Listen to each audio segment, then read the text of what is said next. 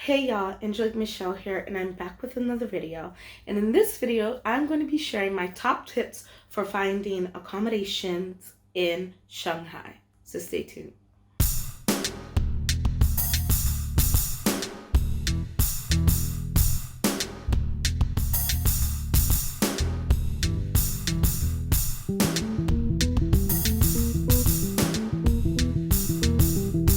So I have officially been in Shanghai for more than 2.5 years, and I am in my third apartment here. I have moved every year of being here. It's not something I planned on doing, but something that needed to be done. And honestly, moving in Shanghai is so easy and painless. Like, it's no worries, right? So let's get right into the video. Of course, there are going to be realtor companies that you can go to. Like these store guys, these stores are on every corner and they're realtor companies. And they are everywhere. With that being said, you are going to pay a lot more if you go to an actual realtor office to find an apartment or a flat in Shanghai. And the reason being is that it is like an official company, but also their realtor fees are high. You're looking at possibly paying as much as 1 month rent to the realtor that finds you the apartment that you sign a lease with, which can be pretty pricey depending on which apartment you go for. So you could be paying $1,000 plus just to the realtor, and that's $1,000 US. I don't have time for that. That is not in my budget to just be giving out $1,000. So I didn't find an apartment through any of the official realtor companies. Your best bet is to go either through WeChat or Smart Shanghai. Smart Shanghai is an app and a website that keeps up like news, apartments, restaurants, bars, clubs. You can pretty much find recommendations for anything on Smart Shanghai. But with that being said, Smart Shanghai is oftentimes out of date. So you'll find apartments and flats that you want to go and check out, but then they're already taken. So Smart Shanghai is good to use as like a guide to see what's out there in what areas, but it's not always guaranteed that you're going to find something on there because it does tend to be a little bit out of date. And also, with that being said, most of the times it's not even the landlord or owner of the property that's leasing the property on Smart Shanghai. Oftentimes it is a realtor company, or it's like the third party, which we are going to get into soon. So you have to be aware of that because they could be listing it as a price that they think they can negotiate for you versus what the actual landlord has it listed as. Your best bet for me was WeChat. WeChat is everything here in China. I cannot function without WeChat. It's how I pay my bills, it's how I buy things, it's how I talk to people at home and here in the country. WeChat is everything. And so best bet is to have one of your friends add you into a housing group. I am in so many housing groups, even though I'm not looking for housing. You never know when, you have to get up and move suddenly, or like I did last year, I decided 2 or 3 weeks before my lease was up that I was going to move. So I am in a lot of housing groups, and in these housing groups you have realtors, not from companies, but independent realtors who are looking to take foreigners out to look at apartments and negotiate deals for them, and then you pay them a fee. Now, these third-party realtors work for their money and they only get paid if you sign a lease. Okay, I have this one realtor Johnson. He showed me, I want to say about 13 to 20 properties. And I didn't end up signing a lease for any of them. And so you have to be very specific with what you want. With Johnson, I was getting kind of desperate. I wasn't being very specific because I just didn't know what I wanted. And so don't worry guys, he got a really nice bread packet for Chinese New Year, so it's okay. But yeah, these third-party realtors are really where it's at. So when you use a third-party realtor, you need to be very specific on what you want, okay? You need to let them know what floor the apartment is allowed to be on without an elevator. For me, I didn't want an apartment above the 3rd floor if there wasn't an elevator. So I was willing to do a 3rd floor walk up. I'm not doing the 4th floor, 5th floor, 6th floor, 7th floor walk up. I'm not going to do it. There needs to be an elevator at that point. 1, I have too much stuff. 2, if people come to visit me, I don't want them to have to walk all the way up to the 7th floor after a full day of touring and stuff. And 3, I don't want to do it myself. So you have to be very specific. You also need to be very specific on transportation. So how far is it from this specific metro stop or this specific bus stop? For me, I like to work and live on the same line. Okay, so right now I work and live on line 9. And so for me, it couldn't be too far from my work stop. So I was looking for apartments that were within 7 metro stops from my work metro stop and within a 10-minute walk from the metro. Okay, you have to be very specific, because then they'll just show you apartments all over Shanghai and you'll end up having an hour and a half long commute. And who has time for that? Not me. So you need to be very specific about that. You also need to be very specific about what amenities you want inside the apartment. I wanted a washer, for sure, hands down. The first year I was here, I wanted a washer and dryer, and I wanted it to be the same unit. I didn't want a washer unit and a dryer unit. I wanted it to be the same. So that was another thing. If you need to have internet included, a lot of places, not all, but a lot of places don't have kitchens. And you have like a community kitchen that is oftentimes in a hallway. I didn't want that. I needed to have my own kitchen. I needed my shower to be separate from my toilet. I don't want a wet room. I want an actual bathroom with the shower separate from the toilet. I needed my sink to be out of the shower. I don't want my sink in the shower. It needs to be separate. You need to be very specific on things like that, so that they know. You also need to be very specific on the cost of the apartment and always tell them the lower end. So for me, I was looking at anything from 5,500 RMB to 7,000 RMB per month. I did not want to spend more than $1,000 a month on my apartment. So I told them my budget, my max was 5,500, because if I tell them 7,000, guess what? They're showing me 8,000. They're showing me 8,500. It's not what I said my budget was. My budget is 7,000. So make sure you tell them the lower end of your budget, because they're always going to show you apartments that are higher than that.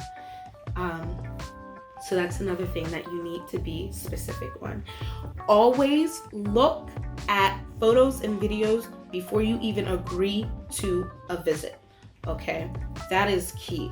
Videos are godsend, if not photos, for sure. You need to look at photos before, so then you can tell the realtor right off the bat, no, this isn't for me. I'm not going to do it. No, don't even waste your time or my time, right? So be very specific and be very firm with that.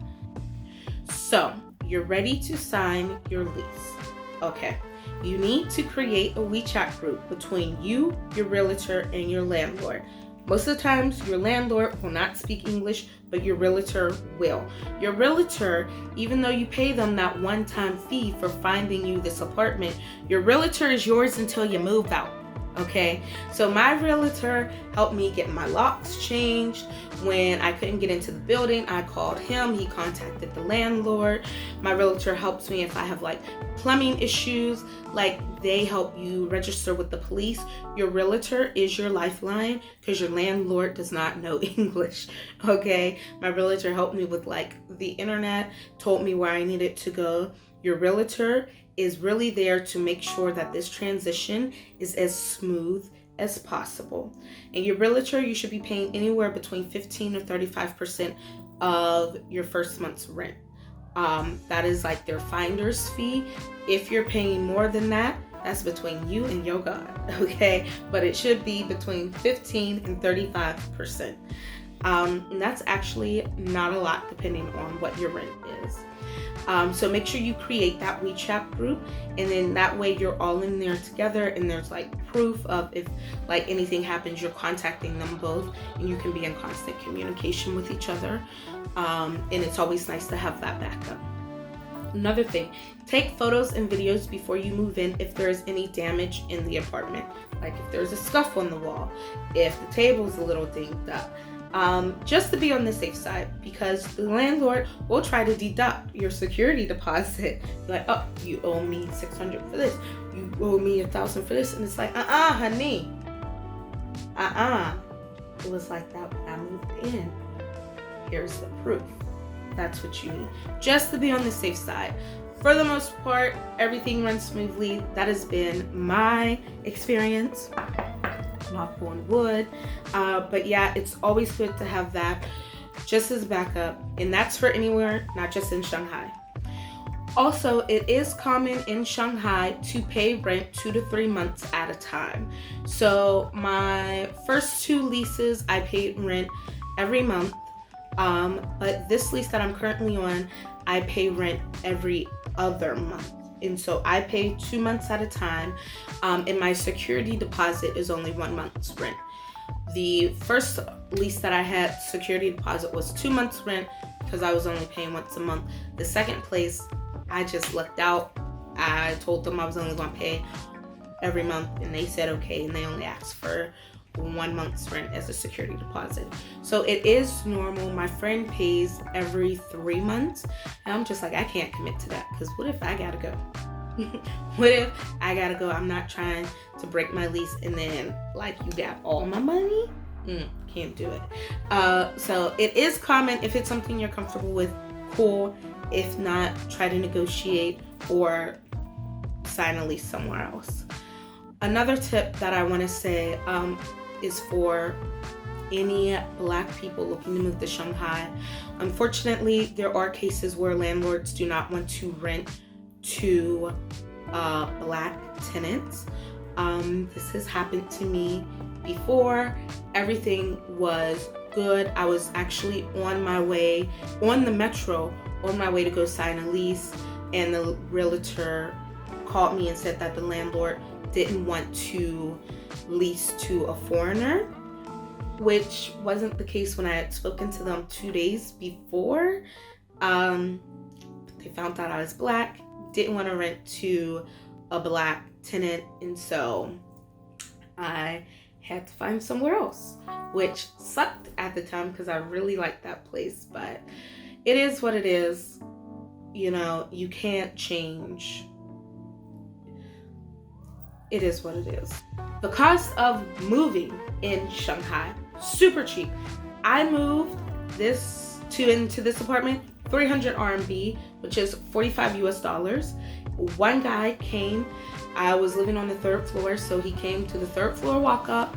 He got all my boxes, all of my suitcases, my bags, loaded it up in his van. It was a lot of stuff. And my staircase was narrow because I mentioned before that a lot of places the kitchen is in the hallway and you have to share it.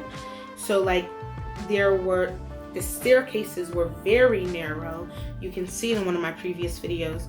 And so it was a lot, and I had a lot of stuff, and he moved it all by himself on his back. I did not help because what am I paying you for? I did not help. He did it, and he drove me and my stuff to my new apartment, unloaded it all. Of course, I live on the first floor now. There are only 4 stairs, and it was $45. And it all depends on if there's an elevator, what floor to what floor, what the distance is between the old apartment to the new apartment, and how many items you have. Okay guys, it's a couple hours later, but I just realized that I forgot to tell you that all of the apartments that I looked for in Shanghai were furnished. For the most part, realtors are not going to show you apartments that aren't furnished if you are not Chinese. So of course you can look for apartments that aren't furnished, but for the most part, all of them are, because Shanghai is so transient and people sometimes only stay for 1 year. So a lot of the renters aren't looking to have to purchase furniture. So most apartments come fully furnished. So those are my top tips for looking for an apartment in Shanghai and moving. Super easy, super quick. Get in those housing groups. Let them know you're looking for an apartment. Realtors will reach out to you. You'll tell them your requirements, what you expect, and then they'll start sending you listings. It's really easy. Like I said, I found this apartment. I only went out to look, I think 3 days, and I moved the next week. It was all in a process of 2 weeks that I decided to move, found an apartment, and then moved in. So it's very easy, very simple, very fast, and very, very affordable. Anyway, y'all, I'm sending you all of my love and good vibrations. Please remember that you are loved and you are cherished, but most importantly, love and cherish yourselves. And I will see y'all in another video. Bye. Hey guys, I was just thinking about this, and I feel like this is something that you should think about when moving, is how close is the new apartment to grocery stores, wet markets, and like any general area that you want to live in. For the most part, wet markets, because if you live in town, bye-bye, when you live in town, wet markets are going to be really hard to find, like in the city center. Because last year I lived in the city center, and and I could not find a wet market, child. I had to find one by my school because that was the closest one, which meant I was ordering most of my produce from Aldi, which has better produce than, say, like Carrefour or like a Chinese grocery store. But I had to go to get like really great quality. I had to lug my produce from basically right next to my school all the way to my apartment in the city center. So see how close it is to the nearest wet market, meat market, fish market, all of that, because that is also very important. Okay, bye.